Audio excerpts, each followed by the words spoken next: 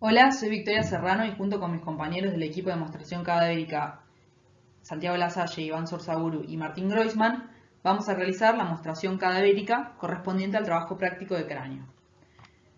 Tenemos como objetivos para esta mostración desarrollar la base del cráneo teniendo en cuenta su cara endocraniana o endobase, su cara exocraniana o exobase, desarrollar la fosa temporal, infratemporal y pteriopalatina,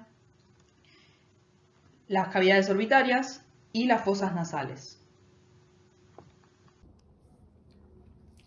Para comenzar la mostración cadavérica de la base del cráneo, primero vamos a describir el límite que divide la base del cráneo de la calota o calvaria. Vamos a ir marcando los diferentes límites o planos divisorios según los autores en este cráneo que podemos observar que está completo. Según Rouvier, la división entre calota y base del cráneo es una línea sinuosa que se extiende anteriormente desde el surco nasofrontal y se continúa hacia los laterales por el borde supraorbitario, continúa por el arco cigomático y se extiende desde acá hacia posterior hasta la protuberancia occipital externa. Y lo mismo hacia el otro lado. Desde la protuberancia occipital externa se continúa con el arco cigomático, luego el borde supraorbitario y termina anteriormente en el surco nasofrontal. Esta sería la línea divisoria que da Rouvier. Otros autores describen la división entre base del cráneo y la calota como un plano seccionante que se extiende anteriormente desde la glabela, que es esta protuberancia del hueso frontal, que se extiende hacia posterior, terminando en la protuberancia occipital externa. Entonces vamos a tomar un cráneo que se le quitó la calota, sin embargo observen que el plano seccionante pasa por encima de la glabela y termina por encima de la protuberancia occipital externa. Entonces, parte acá va a pertenecer a lo que es la calota, ¿sí? O calvaria. Habiendo quitado la calota, podemos observar la base del cráneo, en este caso, desde su cara endocranial, o lo que llamamos endobase. El cráneo se encuentra conformado por diferentes huesos que se articulan entre sí y que a veces es difícil evidenciar el punto de unión entre estos. Para eso vamos a ir señalando con un color uno por uno los huesos que podemos ver desde la endobase. Comenzando con el hueso frontal, lo vemos pintado de celeste. Fíjense cómo podemos ver la escotadura etmoidal del hueso frontal y que queda en esta escotadura incluido el hueso etmoides. Después podemos observar otro hueso impar, que es el hueso efenoides, pintado en amarillo. Podemos observar los huesos temporales, coloreados en rojo. Vemos a los huesos parietales, pintados en verde. Y por último, vemos al hueso occipital, coloreado en violeta. Comenzando con la fosa craneal anterior, su límite anterior va a estar conformado por la porción vertical del hueso frontal, que lo habíamos marcado en celeste, al hueso frontal, y hacia posterior va a estar delimitada por el borde posterior de las alas menores del hueso efenoides, que van a conformar las apófisis clinoides anteriores, y en la línea media vamos a encontrar al tubérculo de la silla turca. Todos estos accidentes se encuentran en el hueso efenoides que lo habíamos pintado en amarillo. Entonces la fosa craneal anterior sería esta comprendida entre estos límites. Pasando a fosa craneal media, su límite anterior va a ser aquel que mencionamos como límite posterior para la fosa craneal anterior. Entonces lo vamos a repetir. Va a estar delimitada anteriormente por los bordes posteriores de las alas menores del hueso efenoides, que van a conformar las apófisis clinoides anteriores, y en la línea media encontramos al tubérculo de la silla turca. Como límite posterior de la fosa craneal media, debemos mencionar al borde superior del peñasco o porción petrosa de los huesos temporales, y en la línea media vamos a encontrar al dorso de la silla turca, que en este caso está un poco roto, pero podemos observar que a cada lado va a presentar las apófisis clinoides posteriores. Entonces la fosa craneal media quedaría comprendida entre estos límites. Pasando con fosa craneal posterior, su límite anterior va a ser el que mencionamos como límite posterior de la fosa craneal media, es decir, el borde superior del peñasco o porción petrosa del hueso temporal, de ambos huesos temporales, y en la línea media el dorso de la silla turca, que va a presentar a las apófisis clinoides posteriores.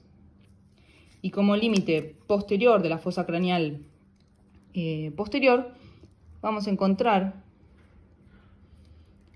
a los surcos para los senos transversos, y en la línea media vamos a encontrar a la protuberancia occipital interna, que justamente se va a corresponder a nivel del exobase con la protuberancia occipital externa. Entonces podemos decir que todo esto, toda esta porción de cráneo que queda superior o por encima de la protuberancia occipital interna, es parte de la calvaria o calota. Entonces la fosa craneal posterior quedaría comprendida dentro de estos límites. Vamos a continuar ahora describiendo aquellos accidentes y forámenes que encontramos en cada fosa craneal. Comenzando con la fosa craneal anterior, podemos observar, repitiendo lo que había dicho antes, a la escotadura etmoidal del hueso frontal, que queda cerrada hacia posterior por el proceso etmoidal del hueso efenoides. Incluida entonces en esta escotadura encontramos al hueso etmoides, que presenta esta gran apófisis llamada crista galli, y anterior a esta observamos este foramen, que puede ser que esté conformado únicamente por el hueso frontal o que esté cerrado por el hueso etmoides, específicamente por esta apófisis, la crista galli. Este foramen es el foramen ciego. Más es inferior y dispuesta de manera horizontal, vemos esta lámina que, debido a que presenta múltiples forámenes pequeños, se la llama lámina cribosa, porque pareciera que estuviera acribillada por los filetes olfatorios que van a discurrir por acá. Los forámenes más anteriores de la lámina cribosa, ¿sí?, que no los podemos ver acá, son los forámenes etmoidales anteriores. Podemos observar que entre la apófisis crista galli y la escotadura etmoidal queda este pequeño espacio, ¿sí?, a cada lado de la apófisis crista galli, que es la hendidura etmoidal. Después podemos observar a cada lado estas eminencias e impresiones, ¿sí? Van a ser las impresiones digitales y las eminencias mamilares. Y hacia posterior vemos esta zona cuadrilátera del hueso efenoides, que es el yugo efenoidal. No es lo mismo que decir el limbo efenoidal. Este último sería esta cresta que va a dividir lo que es el yugo efenoidal de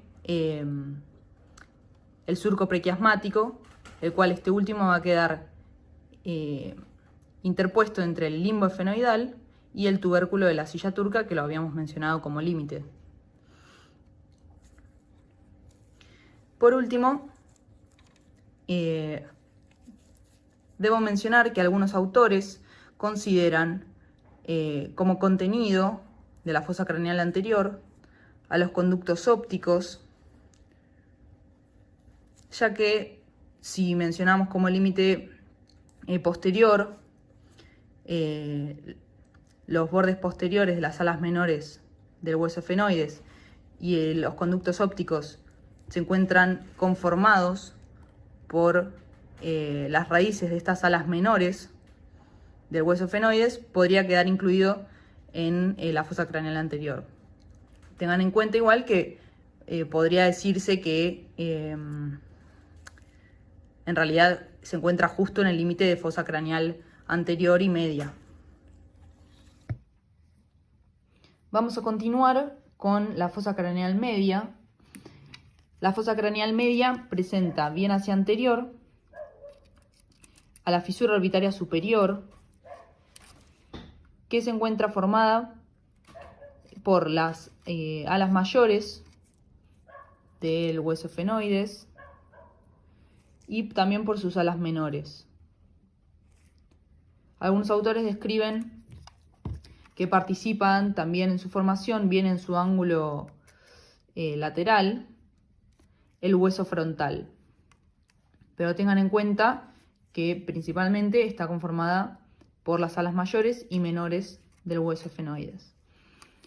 Esta fisura va a comunicar la fosa craneal media con la órbita.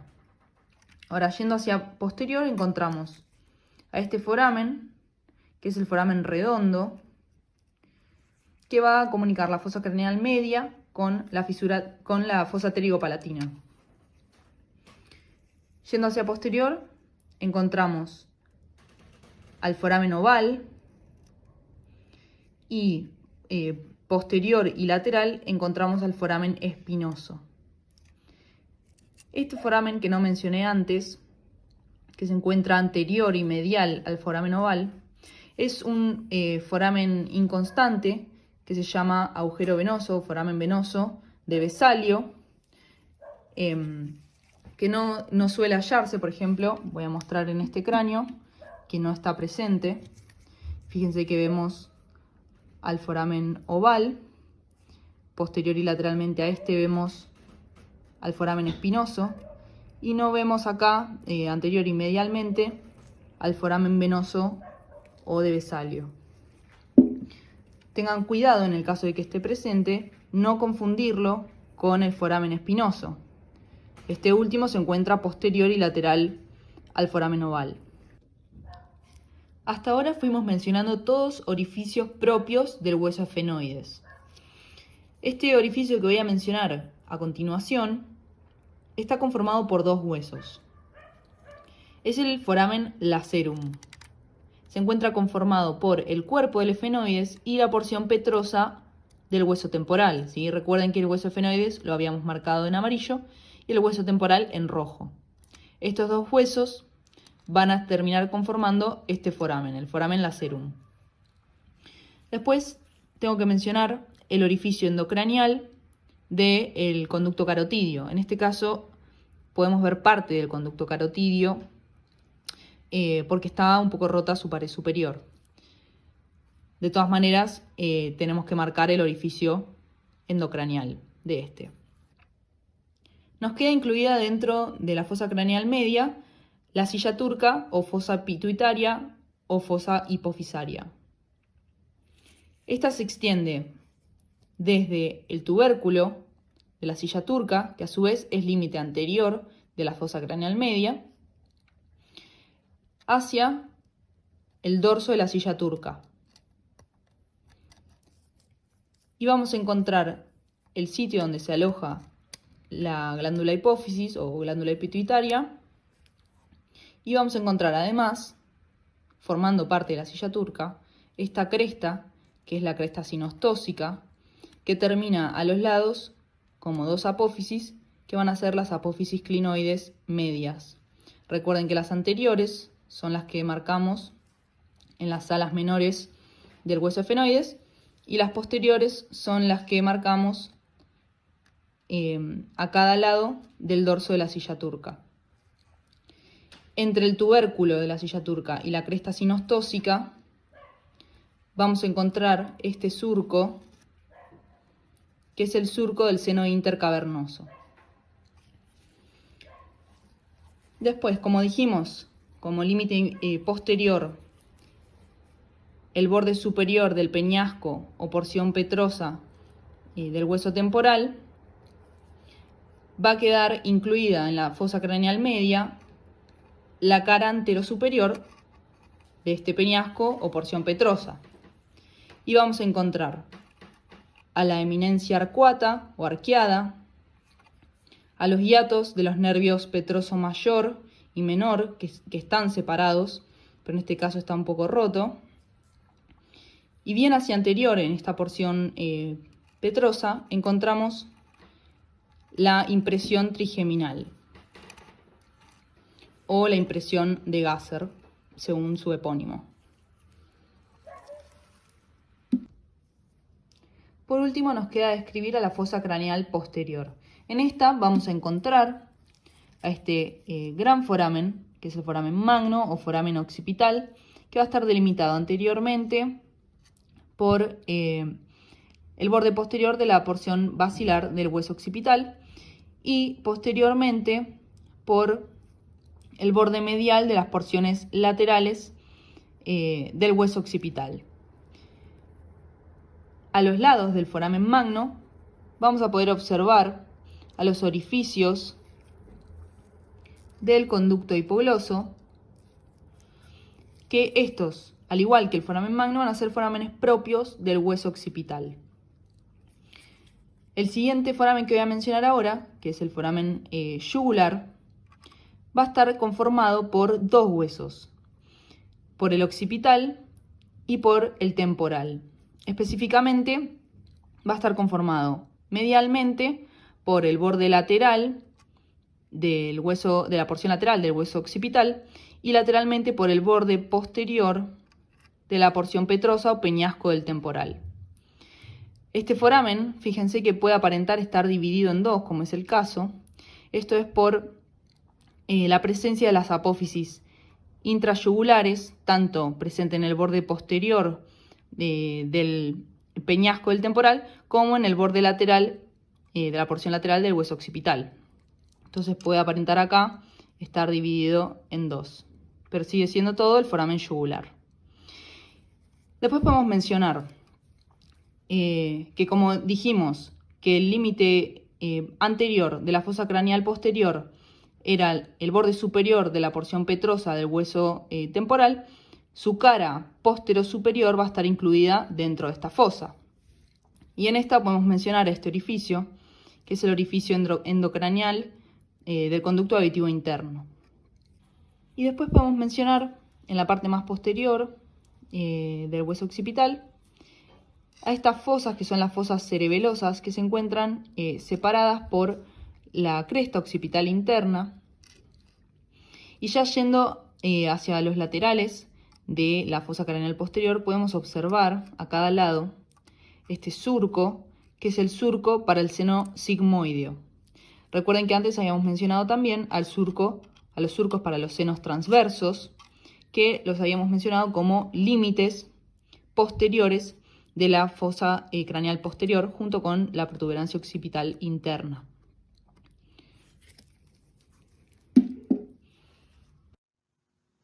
Hola, yo soy Santiago y conmigo van a ver la base del cráneo vista desde inferior, es decir, la exobase. Primero que nada, lo mismo que vieron con Victoria, quiero que vean este cráneo y que tengan en cuenta que no es un hueso grande y complejo, sino que es un conjunto de huesos articulados entre sí, y que si bien para el estudio del cráneo muchas veces se analizan los huesos ya articulados entre sí, como si fueran una gran pieza ósea con muchos accidentes y muchos forámenes, ustedes tienen que tener en cuenta cuáles son los huesos que lo constituyen y dónde empieza y dónde termina cada uno. No puede ser que sepan cómo marcar una apófisis o un agujero o el accidente que sea sin saber a qué hueso pertenece. Entonces, antes de empezar con la descripción de cada uno de estos accidentes, quiero que tengan en cuenta que hacia posterior vemos al hueso occipital. con su agujero magno o foramen occipital en el centro y con su porción basilar hacia anterior, sus porciones laterales y su porción posterior que se denomina escama o concha del occipital. Hacia los laterales tenemos a los huesos temporales, con sus porciones mastoidea, petrotimpánica y escamosa. Anteriormente tenemos al hueso esfenoides, que se orienta transversalmente, y tenemos inferiormente a él al hueso Gomer, anterior e inferiormente a los huesos palatinos, a los huesos maxilares, y los que no quedan pintados, porque son los últimos que vemos acá, son los cigomáticos. Para empezar a describir a la región infratemporal, vamos a tener en cuenta algo que aplica a muchas otras cosas en anatomía, que ya se habrán dado cuenta, y es que las cosas se pueden estudiar desde diferentes puntos de vista, pero principalmente desde un enfoque topográfico o desde un enfoque descriptivo. El enfoque descriptivo, para estudiar la base del cráneo, correspondería a lo que vimos recién, marcando con colores los diferentes huesos del cráneo, en el cual vamos a ver hueso por hueso, individualizarlos, teóricamente, y ver los accidentes óseos de cada uno de esos huesos por separado. Otra forma sería un enfoque más topográfico, en el cual vamos a dividir a la exobase en regiones y vamos a describir los accidentes óseos de cada una de estas regiones, independientemente de a qué hueso pertenecen. La realidad es que hay que conocer las dos formas de estudiar la exobase. Lo importante es que cuando marquen un accidente óseo, sepan a qué región pertenece y sepan a qué hueso pertenece. Entonces los huesos los vimos recién marcándolos con colores. Ahora vamos a pasar a marcar las regiones en las que podemos dividir teóricamente a la exobase. Entonces diferentes autores hacen diferentes divisiones. A grandes rasgos, lo primero que hay que hacer es identificar dos accidentes óseos que son el tubérculo cigomático anterior y la apófisis mastoides, ambos correspondientes al hueso temporal. Una vez que identificamos al tubérculo cigomático anterior, vamos a trazar una línea entre el tubérculo cigomático anterior del lado derecho y el del lado izquierdo. Nos quedaría una línea de esta forma. Esto nos permite dividir a la base del cráneo en una región anterior o facial y una región posterior o temporo-occipital. La región facial de la base del cráneo, así como tenemos este preparado, no la podemos evidenciar porque tenemos al macizo facial articulado inferiormente a dicha región que nos tapa los huesos y accidentes óseos que la constituyen. Ahora, sí podemos ver la región temporo-occipital. Otra división que se puede hacer dentro de la región temporo-occipital es trazar una línea bimastoidea que vaya de una apófisis mastoides a la otra, y entonces dividimos a la región temporo-occipital en una región anterior o yugular que nos queda entre la línea bicigomática y la línea bimastoidea, y una región posterior u occipital que nos queda posteriormente a la línea bimastoidea. Ahora, la región yugular, es decir, la región media de la exobase, la podemos subdividir en 4 triángulos. Lo primero que hacemos es dividimos la región en 2 mitades por la línea media. Y ahora cada una de estas mitades que nos quedan de forma cuadrilátera, las vamos a dividir en 2 triángulos, utilizando una línea que va desde la lámina medial de la apófisis pterigoides, pasando por la apófisis estiloides y llegando a la apófisis mastoides.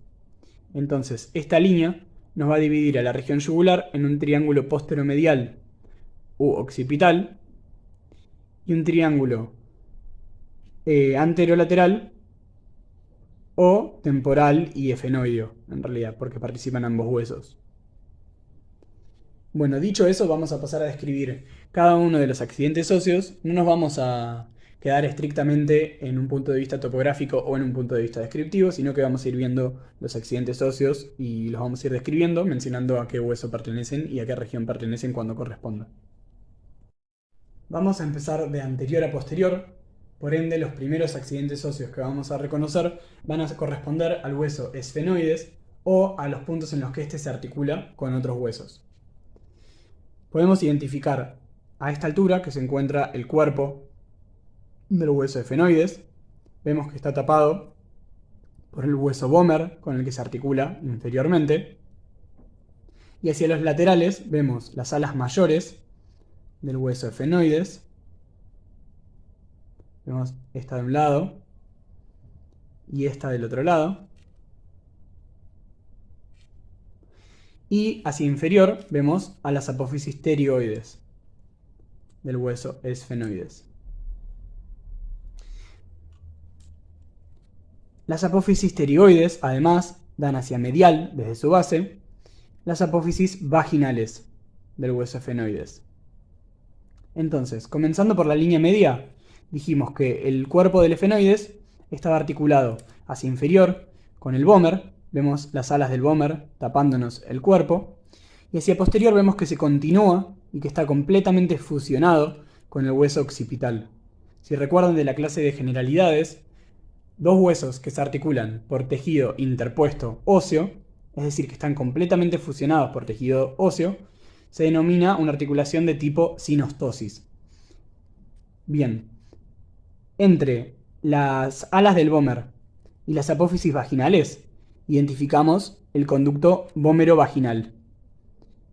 Y entre el hueso palatino, que es este que encontramos aquí, y la apófisis vaginal, encontramos al conducto palato-vaginal, que es este que vemos a esta altura. Las apófisis pterioides, en ellas podemos identificar una lámina medial. Ahí se ve una lámina medial y una lámina lateral. Y entre ellas vemos la fosa pterigoidea. Quiero que recuerden que la fosa pterigoidea hacia inferior en realidad se encuentra abierta. Y esta parte que estoy tocando acá no corresponde a la apófisis pterigoides en sí, sino que este huequito está relleno por la apófisis piramidal del hueso palatino. Si prestan atención, se puede ver la línea de la sutura, ahí se ve, donde se articula la apófisis pterigoides con la apófisis piramidal del palatino. Bien, en la lámina lateral podemos identificar en su borde posterior esta espina, que es la espina pterigoespinosa o espina de Sibinini. Y en la lámina medial podemos identificar a la espina tubárica, y sobre ella, es decir, superiormente a ella, la escotadura tubárica, por donde pasa la trompa de Eustaquio o trompa auditiva. En la parte más superior de la fosa pterigoidea encontramos una pequeña fosita escafoidea en la que se inserta el tensor del velo del paladar. Y en la base de la apófisis pterigoides identificamos un pequeño foramen que se introduce en el conducto pterigoideo. Bien, lateralmente a las apófisis pterigoides dijimos que teníamos a las alas mayores del hueso esfenoides. Estas tienen una cara exocraneal, que es la que estamos viendo desde el exterior del cráneo, que se puede dividir en dos caras. Una cara vertical, en la fosa temporal, y una cara horizontal, que forma el techo de la fosa infratemporal. Y vemos que están divididas por esta cresta, que es la cresta infratemporal o esfenotemporal. En su borde medial identificamos una serie de orificios, de los cuales el más lateral y posterior es este que vemos aquí, que es el foramen espinoso, y anterior y medialmente a él, uno de bastante mayor tamaño, que es el foramen oval. En este cráneo, como habían visto con Victoria, hay un foramen que no es constante, pero que acá sí se ve, que es este pequeño que vemos anterior y medialmente al foramen oval, que vemos ahí, que es el foramen venoso de Vesalio, que no siempre está. En la exobase no podemos ver al foramen redondo, que sí podíamos ver desde la endobase y que vieron con Victoria, porque este no comunica a endobase con exobase, como sí lo hacen los tres que ya mencionamos, sino que comunica a la endobase con la fosa pterigopalatina que van a ver más adelante. Bien, en el vértice más posterior del ala mayor del efenoides tenemos a esta espina, que se denomina espina del efenoides, ¿sí? Que no pueden dejar de marcar. Inmediatamente lateral y posterior al hueso efenoides encontramos a cada lado a los huesos temporales, del lado izquierdo y del lado derecho. El hueso temporal se puede dividir en tres porciones. La división no es la misma durante el desarrollo embriológico que describiendo la anatomía del hueso en adultos. Nosotros nos vamos a enfocar en la división del hueso adulto y encontramos una porción escamosa, una porción mastoidea y una porción petrotimpánica, en la cual encontramos la porción petrosa, que es esta, y el hueso timpánico, que es este que lo encontramos formando la pared anterior del conducto auditivo externo. Bien, en la porción escamosa, que como vemos en gran parte de su constitución pertenece a la fosa temporal, vamos a ver que la parte más inferior participa en la formación de la región yugular de la base del cráneo. Podemos ver a la fosa mandibular, al tubérculo articular, que es la raíz transversa de la apófisis cigomática, que es esta, y vemos que además de la raíz transversa tiene una raíz longitudinal, y que en el punto en el que se encuentran las dos raíces se forma este tubérculo, que dijimos que era el tubérculo cigomático anterior. Podemos ver ya a esta altura cómo se articula esta porción del hueso temporal con el ala mayor del efenoides, que se extiende posteriormente hasta esta espina que dijimos que era la espina del efenoides. La última parte que nos queda correspondiente a la base del cráneo de la porción escamosa es esta zona triangular que vemos acá, que es la zona subtemporal, o superficie subtemporal. Hacia posterior vemos como esta porción del hueso temporal se continúa con la porción timpánica, que es este es el hueso timpánico, y vemos que lateralmente tenemos una única fisura, que es la fisura tímpano-escamosa, pero hacia medial, si prestan atención, ahí se ve cómo se extiende a modo de hernia el techo del tímpano entre entre la porción escamosa y la porción timpánica, y entonces, como el techo del tímpano corresponde a la porción petrosa propiamente dicha, la fisura que hasta acá le veníamos diciendo tímpano-escamosa, cuando llega a esta división se divide en petroescamosa hacia anterior y petrotimpánica hacia posterior. Esa parte sé que es difícil, así que si quieren vuelvan a verla. Y en el libro, en cualquiera de los libros, está bien explicado. Bien, si nos vamos un poco más hacia medial, encontramos a la porción petrosa, propiamente dicha, y más hacia posterior tenemos a la porción mastoidea, en la cual encontramos a la apófisis mastoides, que ya habíamos mencionado, que es esta que se ve acá de un lado y del otro. Vamos a pasar un segundo a ver otro cráneo en el que me parece que se ven mejor algunas de las estructuras de las que estamos hablando.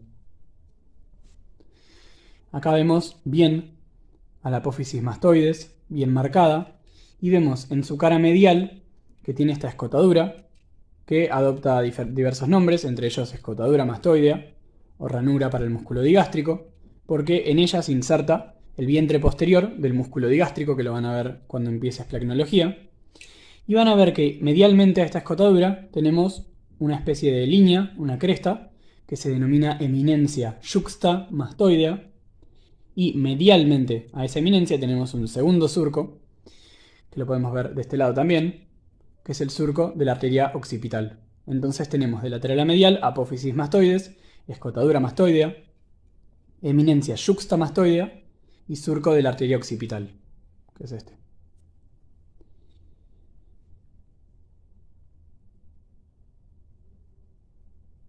Bien. En la porción petrosa propiamente dicha, podemos encontrar múltiples accidentes óseos. Entre ellos, el último que les voy a marcar de este hueso antes de volver al anterior, es esta apófisis que vemos acá, que es la apófisis estiloides. quiero que vean, es muy fácil de distinguirla. No la pierdan de vista. Entre la apófisis mastoides y la apófisis estiloides hay un foramen que se conoce como foramen estilo-mastoideo. Ese es muy difícil de olvidarse el nombre, ¿sí? Está entre la apófisis estiloides y la mastoides, por ende foramen estilo-mastoideo. Y quiero que vean cómo el hueso timpánico tiene una pequeña prolongación hacia inferior que entra en contacto con la apófisis estiloides y se denomina vaina de la apófisis estiloides. En realidad participa en la conformación de la hemivaina anterior de la apófisis estiloides. Volviendo a este cráneo, para marcar bien las estructuras de la porción petrosa, vemos que acá la apófisis estiloides no se ve muy bien, parece que estuviera un poco rota, pero sí vemos al foramen estilomastoideo, entre ella y la mastoides. Y si nos dirigimos más hacia medial, podemos ver el foramen yugular entre la porción petrosa del temporal y el hueso occipital. Anteriormente al foramen yugular podemos ver el orificio inferior del conducto carotídeo, que desde endobase habían visto el orificio superior, ya que este ingresa al conducto carotídeo y luego llega hasta la endobase. Podemos ver incluso más medialmente al foramen lacerum, que es este que ven acá, que también habían visto desde la endobase. Y en este trocráneo quiero mostrarles cómo, si seguimos hacia anterior a la porción timpánica y llegamos a su extremo anterior, vemos un orificio, que es el orificio de la trompa auditiva, y luego es continuado por un surco de la trompa auditiva que queda entre la porción petrosa del temporal y el ala mayor del efenoides, y que llega hasta la escotadura tubárica de la lámina medial de la apófisis pterioides para llegar a su comunicación con la nasofaringe, que sería esta zona si estuviera recubierto todo esto por las partes blandas. Por último nos queda hacia posterior el hueso occipital, del cual en la línea media tenemos la porción basilar, anteriormente al foramen magno, y la escama o concha posteriormente al foramen magno. En la porción basilar encontramos al tubérculo faríngeo, que es este que vemos acá. Anteriormente a él vemos a la fosita navicular. Y a veces dentro de la fosita navicular, aunque acá no se llega a ver, hay una fosita un poco más pequeña, que es la fosita faríngea. Lateralmente al tubérculo faríngeo, no sé si se va a llegar a ver en la cámara, voy a hacer lo posible para mostrarlo, pero hay dos líneas, una posterior y una anterior, que son la anterior la cresta sinostósica del occipital y la posterior la cresta muscular. Bien, lateralmente al foramen magno tenemos los cóndilos del occipital, que se articulan con la primera vértebra cervical, denominada atlas. Si vemos en este otro cráneo, vemos bien la forma de los cóndilos del occipital, que a veces se los compara con la suela de un zapato, ya que están estrechadas en su parte media. Y vemos lateralmente a los cóndilos, en la fosita condilia anterior, es decir, anteriormente al cóndilo, este foramen, que es el conducto del nervio hipogloso.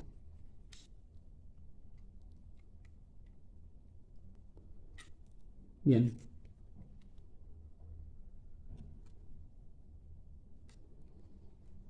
Posteriormente a los cóndilos encontramos en la fosa condilia al conducto condilio o conducto condilio posterior. De este lado se ve mejor. Posteriormente al agujero magno vemos la cresta occipital externa, la protuberancia occipital externa, y tenemos a las líneas nucales superiores y a las líneas nucales inferiores. Por último quiero mencionar que algunas de las estructuras que estuvimos mencionando, particularmente del hueso efenoides, participan en la conformación de la fosa infratemporal. El techo de la fosa o pared superior está conformado por la parte horizontal del ala mayor, limitada lateralmente por la cresta infratemporal. Voy a hacer toda esta superficie. La pared medial es la cara lateral de la lámina lateral de la apófisis pterigoides. La pared anterior es la tuberosidad del hueso maxilar. Y vemos que superiormente se comunica con la fosa temporal a través de este espacio, limitado por la raíz transversa del arco cigomático, de la apófisis cigomática, es decir, posteriormente, por el arco cigomático lateralmente, correspondiendo al hueso temporal posteriormente y al hueso cigomático anteriormente, y por la cresta infratemporal del efenoides medialmente. Entonces, el contenido que pase de la fosa infratemporal a la fosa temporal o viceversa va a atravesar este espacio. Por último, vemos en el trasfondo de la fosa infratemporal este espacio que se denomina fisura pterigomaxilar y que da espacio a la fosa pterigopalatina. Continuamos con la mostración cadavérica de este trabajo práctico. El siguiente tema que vamos a ver es fosa pterigopalatina. La fosa pterigopalatina, como ustedes pueden ver, se encuentra profundo en el trasfondo de la fosa infratemporal, que aquí estoy marcando con mi pinza, en este caso una fosa infratemporal derecha. Y para acceder entonces a la fosa pterigopalatina tengo que atravesar este espacio que recibe el nombre de fisura pterigomaxilar, que tiene forma triangular con un lado superior delimitado por la transición de la porción vertical y la horizontal del ala mayor del hueso efenoides, un límite posterior que lo conforma la lámina lateral de la apófisis pterigoides y un límite anterior que lo conforma la tuberosidad del hueso maxilar. Una vez que he atravesado este espacio, ¿sí?, la fisura pterigomaxilar, entro, ¿sí?, llego a la fosa pterigopalatina y me encuentro con que esta tiene una forma piramidal cuya base es superior, ahí estoy accediendo y palpándola, que corresponde a la porción horizontal del ala mayor del hueso esfenoides. Va a tener un vértice. En este vértice se va a encontrar, como acá les voy a marcar, el conducto palatino mayor, ¿sí?, como pueden ver, que comunica entonces la fosa pterigopalatina con el paladar duro. Y va a tener también un límite anterior, ¿sí?, una pared anterior que es la tuberosidad del maxilar, un límite posterior que va a corresponder a la base de las apófisis pterigoides del hueso esfenoides, y profundo, ¿sí?, en la pared medial. Voy a tratar de tocarla con el alfiler. Vamos a encontrar, ahí vemos, a la lámina vertical del hueso palatino en lo profundo, ¿sí? Ahí estamos tratando de llegar. Perfecto, ahí estamos. Habiendo entonces ubicado a la fosa pterigopalatina y sus límites, vamos a hablar ahora de las comunicaciones que presenta esta fosa pterigopalatina con distintas otras regiones del neurocráneo y el viscerocráneo, ¿sí? Empezando primero por el vértice. Recuerdan que el vértice estaba representado por el conducto palatino mayor, ¿sí? Como pueden ver, ahí estoy ingresando un alfiler desde el conducto palatino mayor, que se encuentra a nivel del paladar duro, y como entonces atraviesa y llega a la fosa pterigopalatina. En segundo lugar, quiero mencionarles que en la unión entre la pared anterior y el techo de la fosa pterigopalatina se encuentra esta otra comunicación, que es la fisura orbitaria inferior. A través de esta comunica la órbita con la fosa pterigo-palatina, y esta fisura orbitaria inferior, que ahora yo voy a introducirle un alfiler para que vean, a ver, cuesta un poquito, ahí está. Yo voy a dejar ese alfiler ahí, vamos a rotar el cráneo y vamos entonces a ver cómo llegué a la fosa pterigo-palatina. Esta fisura orbitaria inferior entonces está atravesada por la terminación del nervio maxilar, que es la segunda rama del nervio trigémino, que va a continuar en el piso de la órbita como el nervio infraorbitario, y además va a ser atravesada por otro ramo del nervio maxilar, que es el nervio cigomático, y por una vena oftálmica inferior. Bueno, nos teletransportamos ahora a endobase. Vamos a ver la fosa craneal media, porque aquí se encuentra otra comunicación de la fosa pterigo-palatina, que es el foramen redondo, o como se llamaba antes, foramen redondo menor, ¿sí? Como pueden ver, este foramen redondo menor va a comunicar entonces la fosa craneal media con la fosa pterigo-palatina, va a desembocar en la unión de su pared superior con su pared posterior. Ahí se ve, ¿sí? Perfecto. Y por este foramen redondo va a atravesar el nervio maxilar, de vuelta la segunda rama del nervio trigémino. Entonces fijen cómo integrando, primero entra por el foramen redondo este nervio, y finalmente va a terminar atravesando la fisura orbitaria inferior y transformándose en el nervio infraorbitario. La siguiente comunicación que vamos a ver de la fosa pterigo-palatina se encuentra en su pared medial, que ahí la estamos viendo a simple vista, que no es más ni menos que el foramen esfenopalatino. Yo ahora voy a introducir un alfiler en este foramen esfenopalatino, ahí lo estoy marcando, y ahora síganme porque quiero mostrarles cómo entonces este foramen esfenopalatino, ahí vemos el alfiler, está comunicando la fosa pterigo-palatina con la cavidad nasal. Por este foramen esfenopalatino van a atravesar los vasos y nervios del mismo nombre, que van a contribuir a la inervación y a la irrigación de la cavidad nasal. Bien, por último vamos a terminar hablando de las comunicaciones que tiene la fosa pterigo-palatina, que desembocan en su pared posterior, es decir, en la base de las apófisis pterigoides, ¿sí? Hay dos de estas, una que va a desembocar más superiormente y una más inferiormente.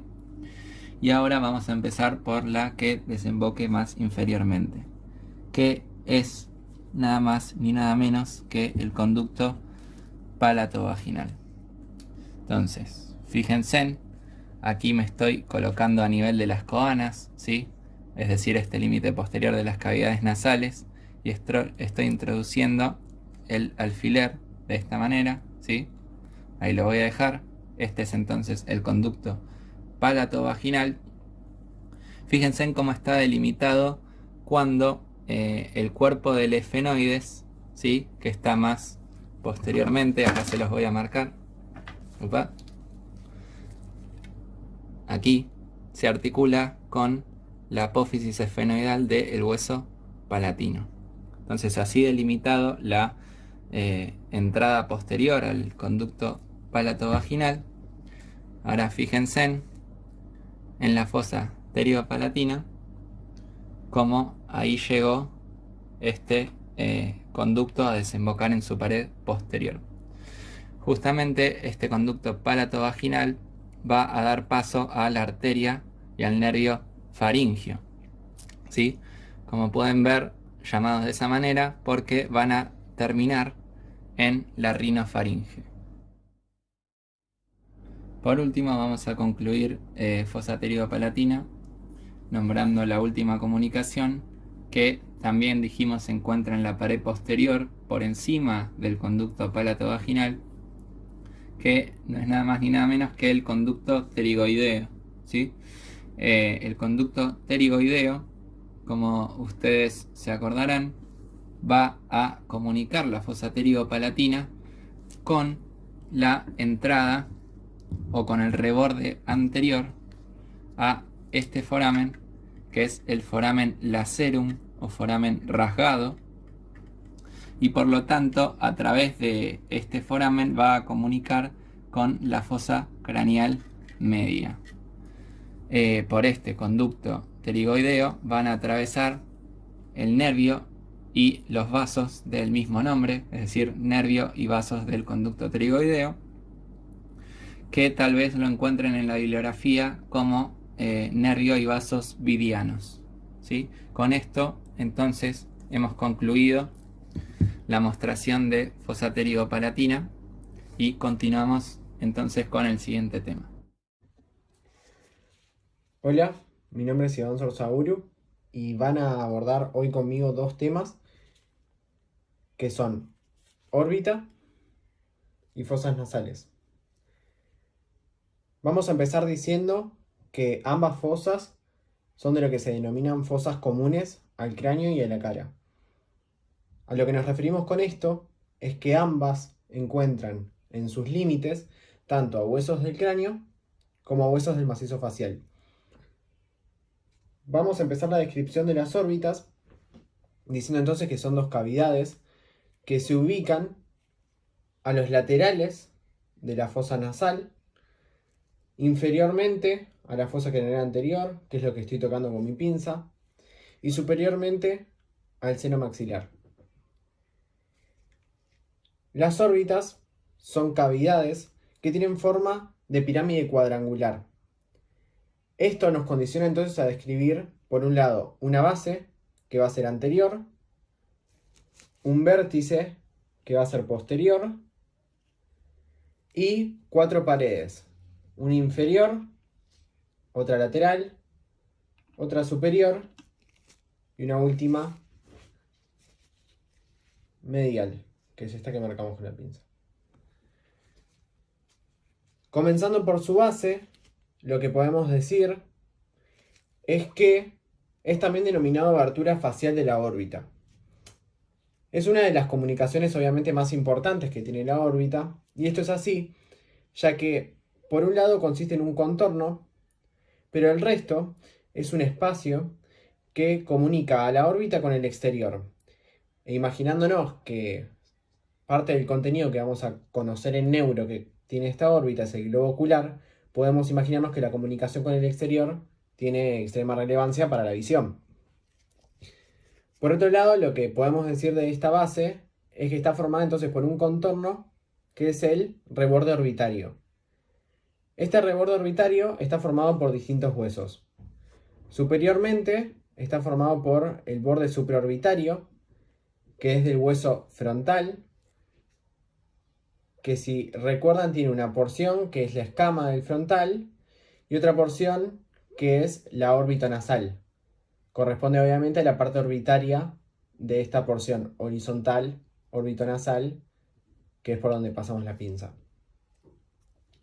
Por otro lado, encontramos como otros límites del reborde orbitario a el borde antero superior del cigomático, que forma entonces parte lateral e inferior de este reborde. Y por otro lado, medialmente, el reborde orbitario está completado por el maxilar, particularmente por la apófisis frontal del maxilar y una cresta que en ella se encuentra, que es la cresta lagrimal anterior, que es la que marcamos aquí con la pinza. Esto es así, ya que lo hacemos en contraposición con otra cresta, que voy a tratar de marcarles en este momento, que es la cresta lagrimal posterior, que no pertenece al maxilar, sino al lagrimal. Esta es la cresta lagrimal anterior y esta la posterior.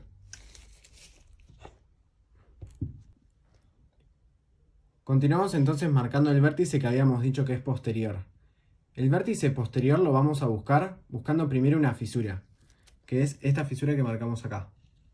Esta fisura es la fisura orbitaria superior, que tiene dos porciones, una porción lateral y una porción medial. Como pueden ver, con un poco de imaginación, tiene la forma de una coma, donde tenemos una cabeza, que es el extremo posterior-medial, y el resto de la coma, que es más fino, hacia lateral. El vértice corresponde a este extremo medial. Dijimos entonces que además de describir una base y un vértice, al tener la forma de una pirámide cuadrangular, teníamos que describir 4 paredes. La pared superior va a estar formada por solo 2 huesos. Anteriormente vamos a encontrar toda la cara orbitaria de este hueso que ya empezamos a describir en el reborde orbitario, que es el hueso frontal. Entonces es la cara orbitaria de la porción orbitonasal del hueso frontal. Posteriormente lo que tienen que identificar es al ala menor del efenoides. El ala menor del efenoides es esta porción que les marco acá. Si ustedes no son capaces de evidenciar la presencia de una sutura, que es la sutura efenofrontal, lo que pueden usar como reparo es recordar que esta ala menor se inserta en el cuerpo del efenoides, que es lo que estoy tocando con la pinza, por medio de 2 pilares. Un pilar inferior, que es este que marco acá, y un pilar superior, que es este que marco acá. Como pueden ver, ellos dos limitan este conducto, que es el conducto óptico. Entonces todo esto sería el ala menor del efenoides, que está limitando superiormente la fisura que mencionamos antes, que es la fisura orbitaria superior. Si nos dirigimos hacia la pared lateral, vamos a notar que está formada también por otros 2 huesos. Uno de ellos es uno que todavía no mencionamos, que es el cigomático. Lo mencionamos solo cuando describimos el reborde orbitario. Y va a ser la cara medial de su apófisis frontal la que forme el extremo anterior de esta pared. El resto, que son los 2 tercios posteriores, está formado por esta estructura que es el ala mayor del efenoides. El ala mayor del efenoides podemos describirla como si tuviera una forma cuadrilátera en la que tenemos un borde anterior que se articula con el cigomático, un borde superior que se está articulando con el frontal, un borde posterior y medial que es el que está limitando la fisura orbitaria superior, y un borde inferior que estamos marcando con la pinza, en el que si giramos un poco el cráneo podemos notar que está limitando esta fisura, que todavía no describimos, que es la fisura orbitaria inferior. Con eso entonces concluimos con la pared lateral, entonces formada por el hueso cigomático y el ala mayor del efenoides. Si nos dirigimos hacia la pared inferior, tenemos que describir 3 huesos.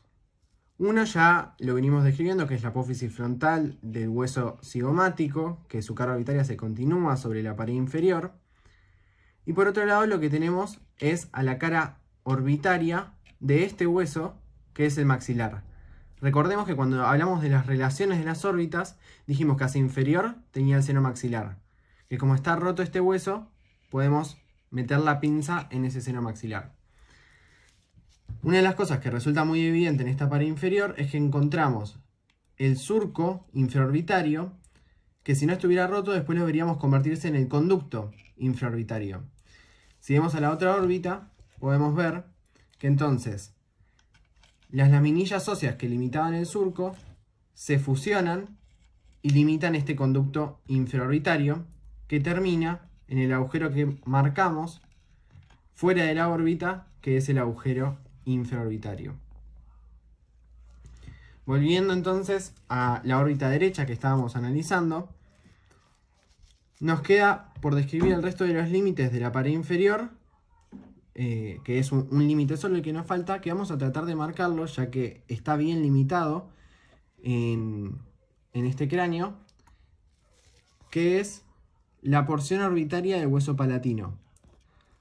Tal vez puedan notar que si nosotros seguimos al hueso maxilar, hay un punto en el que vemos una superficie triangular que está limitando el extremo posterior de la fisura orbitaria inferior que corresponde a esta apófisis orbitaria. Vamos a terminar tratando de describir una pared que tanto por lo accidentada que está como por el difícil acceso con la cámara resulta un poco complicado marcar todos los accidentes que deberíamos marcar. Así que vamos a marcar lo más grande. Empezando desde anterior a posterior, nosotros vamos a marcar primero la apófisis frontal del hueso maxilar, luego al hueso lagrimal, luego a la lámina orbitaria del etmoides y por último al cuerpo del esfenoides. Metiéndonos un poco más en detalle, lo que podemos decir es primero que recordemos que a la cresta lagrimal anterior que se encuentra en la apófisis frontal del maxilar la usamos para limitar el reborde orbitario. Recuerden que también marcamos una cresta lagrimal posterior que no pertenece al reborde orbitario, que es del hueso lagrimal. Entre ellas dos encontramos un surco en la pared medial de la órbita, que es un surco que da comienzo a lo que luego, junto con el maxilar y el gancho del hueso lagrimal, que es esa estructura en forma de punta que estamos marcando con la pinza, cierran y forman lo que se conoce como conducto lacrimonasal o nasolagrimal, que comunica a la órbita con las fosas nasales. Posterior al hueso lagrimal encontramos otro hueso que es el etmoides y dijimos que era la lámina orbitaria. La lámina orbitaria también la pueden encontrar con otras denominaciones como es lámina papirácea o hueso plano. Por último, el último hueso que deberíamos marcar es el cuerpo del esfenoides, que como reparo les pido que recuerden lo que ya dijimos, de que son los pilares de las alas menores del esfenoides los que se insertan en este cuerpo, que entonces estarían en la pared medial de la órbita. Con eso terminamos entonces con la pared medial.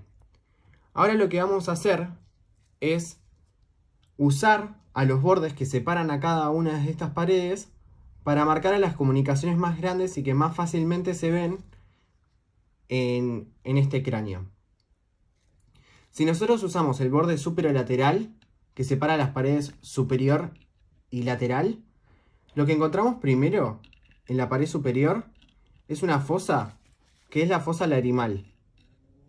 Si nosotros nos extendemos en el resto del borde, lo que vamos a poder notar es que nos encontramos con esta fisura, que es la fisura orbitaria superior, que, como ya sabrán, comunica con la fosa craneal media. Recuerden que entonces nosotros, para describirla, la limitamos hacia superior con el ala menor del esfenoides, y hacia inferior con la cara anterior del ala mayor del esfenoides. Con esto terminamos con el borde superolateral. Si seguimos al inferolateral, encontramos otra fisura, que es la fisura orbitaria inferior. Esta fisura orbitaria inferior, lo que tienen que recordar es que va a comunicar no solo con la fosa pterigo-palatina por su extremo posterior, sino también con la fosa infratemporal en su extremo anterior.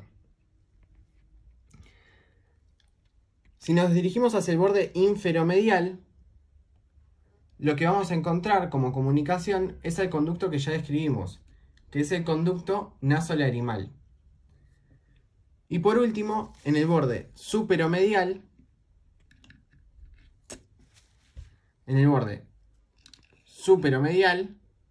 lo que vamos a encontrar son tres comunicaciones. De anterior a posterior tenemos al conducto etmoidal anterior y al conducto etmoidal posterior, que son estos dos puntos que marcamos con el extremo de la pinza, que van a comunicar a la órbita con la fosa craneal anterior. Y posteriormente tenemos a ese conducto que ya describimos repetidas veces, que es el conducto óptico.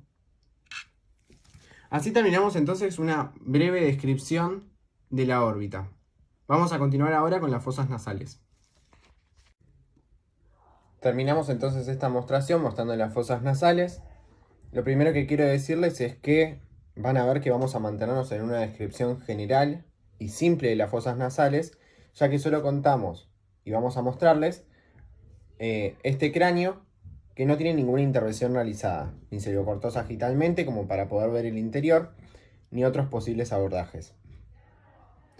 Vamos a empezar diciendo entonces que las fosas nasales, al igual que las órbitas, están compuestas tanto por huesos del neurocráneo como huesos del macizo facial. Y por otro lado, lo que vamos a continuar diciendo es que las fosas nasales son dos fosas, una derecha y la otra izquierda, que están formadas por una pared superior, una pared lateral, una pared inferior y una pared medial. Además de estas paredes, van a tener dos aberturas. Una va a ser anterior, y es la que estamos marcando con la pinza, y otra va a ser posterior, que van a ser las coanas y que las vamos a describir luego. Vamos a entender las relaciones de estas fosas nasales y por qué es tan difícil su abordaje desde los laterales. Entonces, lo primero que podemos notar es que las fosas nasales en su extremo anterior se relacionan hacia lateral con los senos maxilares.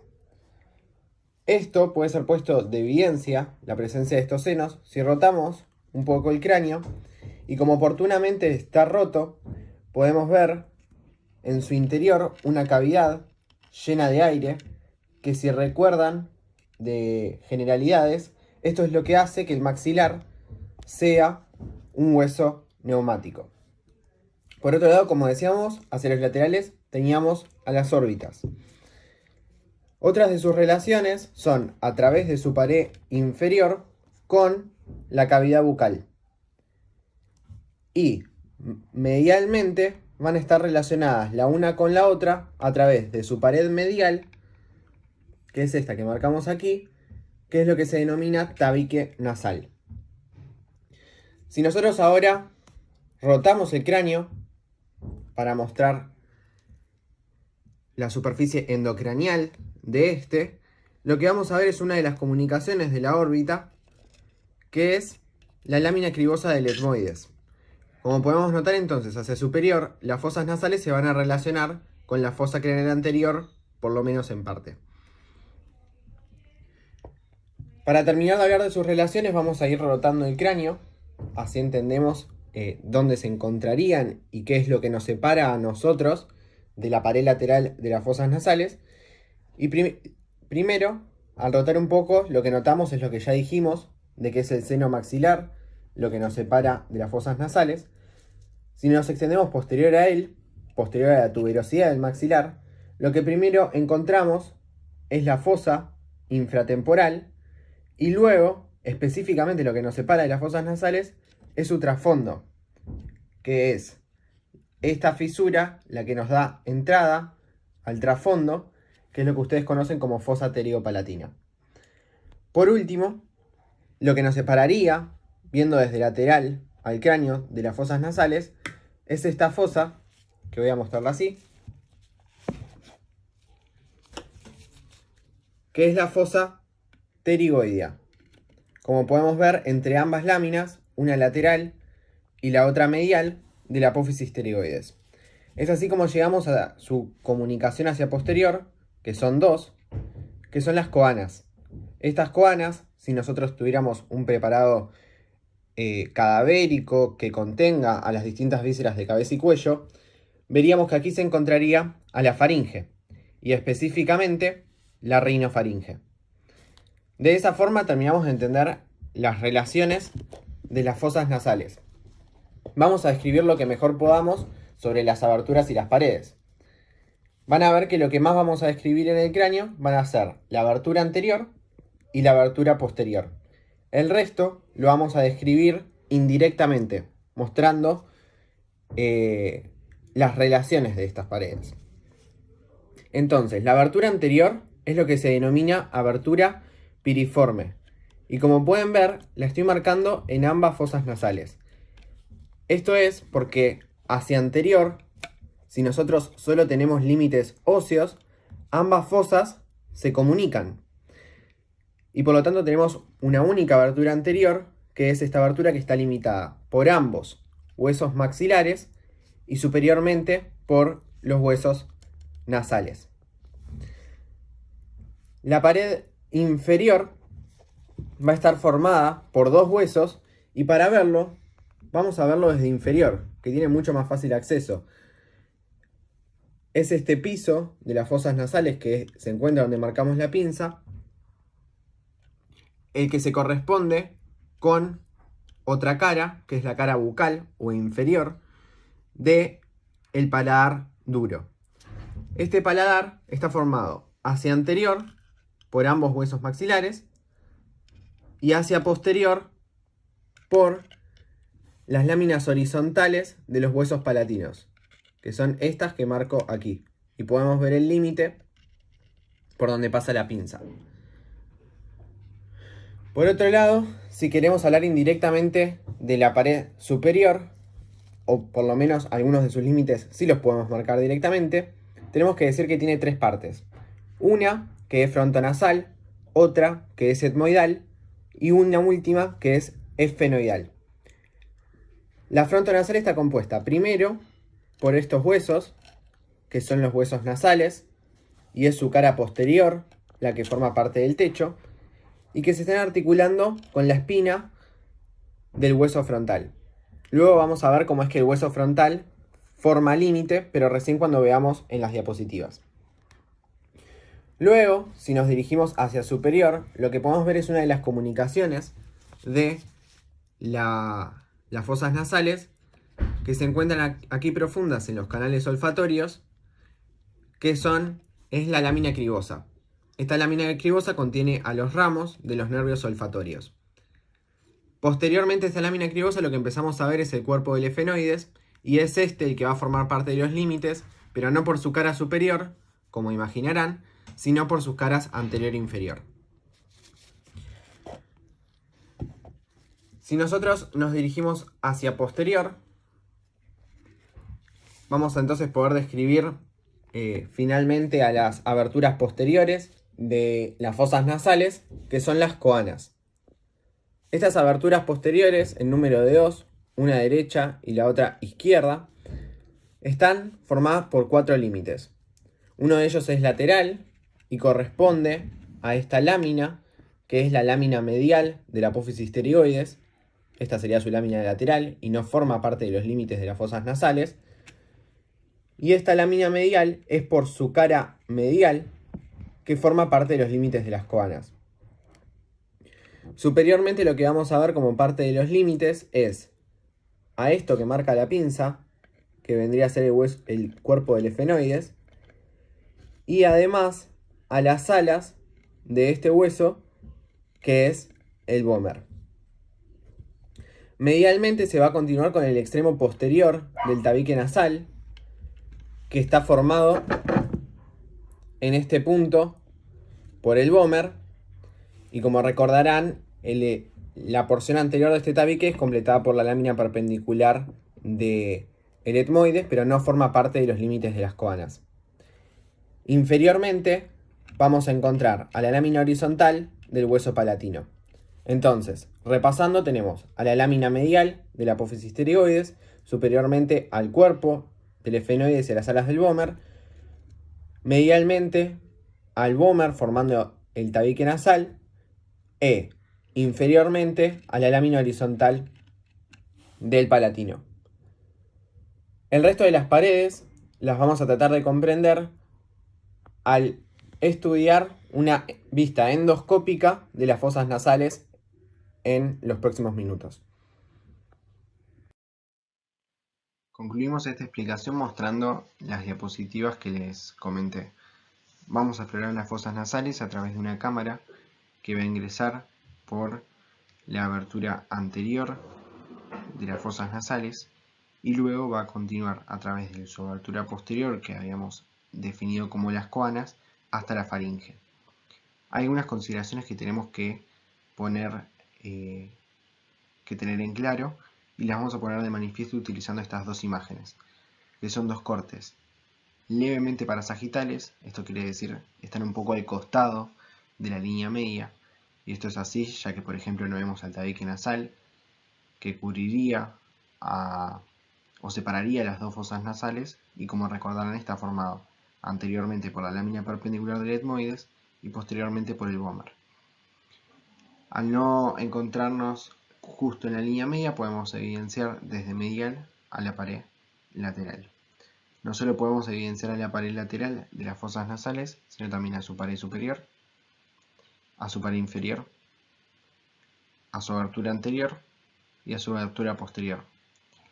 Algo que probablemente ya se habrán dado cuenta es que no encontramos solo los elementos óseos, sino también, por ejemplo, los cartilaginosos, y no solo eso, sino que los encontramos tapizados de mucosa. Es esa mucosa la que es representada en esta imagen, por ejemplo, como rosado.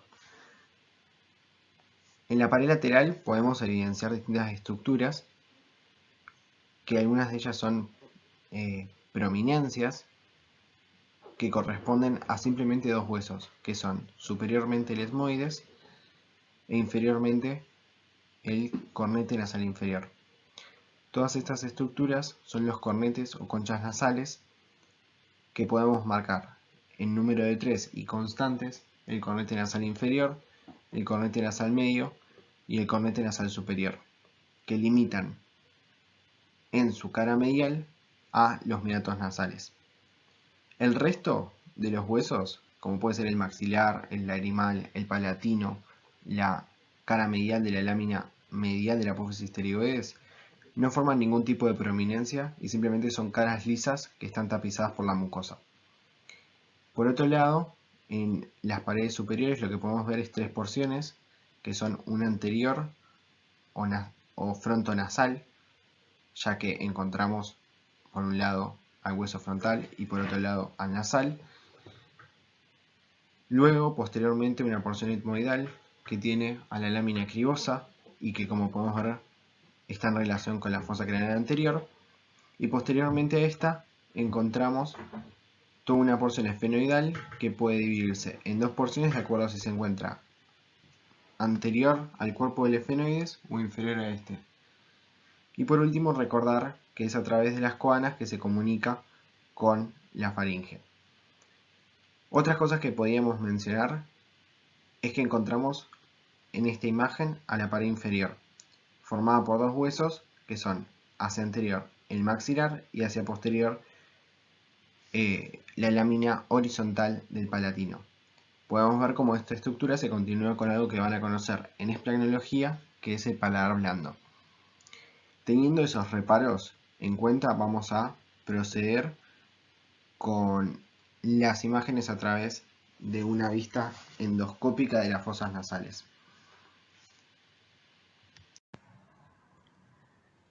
Vamos a comenzar estableciendo algunas referencias de qué es lo que van a ver en las próximas diapositivas. Superiormente, lo que vamos a tener son dos imágenes, que ustedes las van a usar como referencia para entender lo que vamos a ver en la parte inferior de la pantalla, que es una vista endoscópica. Es decir, nos vamos a meter a través de la fosa nasal izquierda y vamos a recorrerla a lo largo de toda su longitud, teniendo en cuenta las consideraciones que ya mencionamos en la primera diapositiva. Superiormente, en las imágenes, van a ver dos cosas. Uno, la pared medial de la fosa nasal, que está por el tabique nasal. Y por otro lado, van a ver la misma vista que habíamos analizado en la anterior diapositiva. Es decir, vamos a poder ver la pared lateral. Y en cada uno de los pasos que vayamos haciendo con la cámara a través de la fosa nasal, se van a ir marcando las estructuras que podemos ir reconociendo. De esta forma vamos a terminar de entender a grandes rasgos cómo es la disposición de las paredes de las fosas nasales si nos encontramos dentro de ellas. Entonces, vamos a comenzar. Primero fíjense, ingresamos a la fosa nasal izquierda. Entonces, lo que podemos ver, por un lado, es esta estructura que se ve aquí hacia medial. Esta, que se marca en ambas imágenes, es la pared medial o tabique nasal de las fosas nasales. Otra de las estructuras que podemos ver son las que habíamos dicho que hacían prominencia en la pared lateral. Por un lado, tenemos al cornete nasal inferior, que si recuerdan es un hueso único. Y por otro lado, lo que podemos ver haciendo prominencia es el cornete nasal medio, que esta vez es una de las partes constitutivas del hueso etmoides. Si nosotros continuamos con la cámara en profundidad, vamos a poder acceder entonces al extremo posterior de las fosas nasales, donde seguimos viendo por un lado al tabique nasal y por otro lado los extremos posteriores de tanto el cornete nasal inferior como el cornete nasal medio, pero además aparece otra estructura, que es la abertura posterior de las fosas nasales. Superior a ella, lo que vamos a encontrar es parte de la pared superior de las fosas nasales, que habíamos dicho que tenía 3 porciones. Una iba a ser esfenoidal, otra iba a ser etmoidal y la más anterior frontonasal. Es la parte esfenoidal, su cara anterior y su cara inferior, la que estamos viendo en esta vista endoscópica. Y termina entonces limitando en parte a las coanas. Marcando entonces a las coanas son esta abertura posterior, que ya hemos limitado, y que si recuerdan inferiormente tenía, aparte de la pared inferior de las órbitas, que estaba dada por la lámina horizontal del hueso palatino. Esto forma parte del paladar duro. Eso que vemos moverse en contraposición con el paladar duro es el paladar blando, que lo van a conocer recién en esplagnología y no vamos a describir para no complejizar una descripción que en locomotor no merece ser complejizada. Simplemente vamos a notar cómo es que este paladar blando se mueve. Ahí lo vemos en la imagen y ahora lo vamos a ver simultáneamente en la vista endoscópica y en las imágenes de arriba. Y eso nos permite entonces demostrar que nos estamos encontrando ahora en la naso-orinofaringe, que habíamos dicho que era la comunicación que teníamos a partir de las aberturas posteriores o coanas de las fosas nasales. Con eso terminamos entonces la descripción de estas fosas, que como ya habrán notado para esta altura del video van a terminar de entenderlas recién en esplagnología cuando lo complementemos con otras estructuras que no son óseas.